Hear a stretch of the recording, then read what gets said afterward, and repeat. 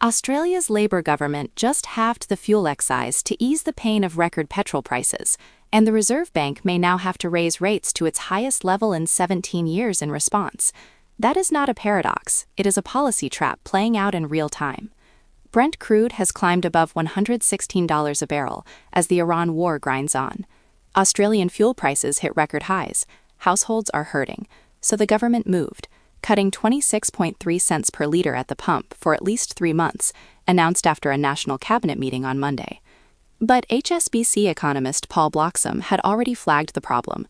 The twin shocks of elevated rates and higher petrol costs were set to push GDP growth into reverse this quarter. The excise cut does not fix that. It adds fiscal stimulus to an already inflationary economy, at the precise moment supply is constrained.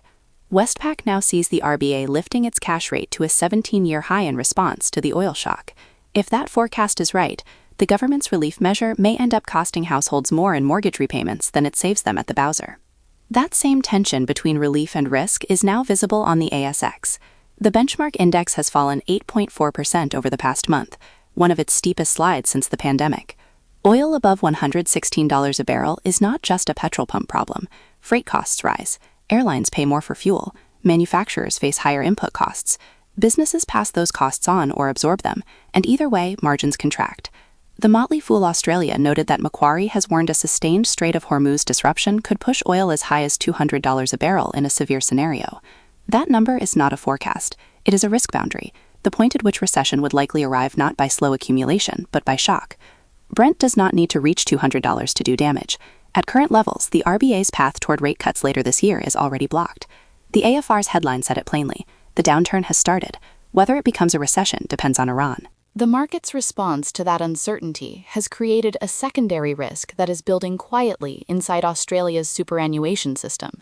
In just 4 months, the combined weighting of the 10 largest stocks on the ASX 200 has risen from 45.6% to 49.2%, the fastest pace of concentration since the GFC, surpassing even the COVID peak. VanEck's Arian Neron describes it as overcrowding, investors fleeing to the most liquid names for easier exits, inadvertently concentrating passive superfund exposure into a narrower band of stocks. 8 of the 10 biggest ASX drags since the war began are inside the top 20 by market cap, including BHP and Goodman Group, each down nearly 14%, and NAB down 16%. The weight of evidence points toward continued pressure on Australian equities as long as oil stays above 100 and the RBA's rate cut window stays shut.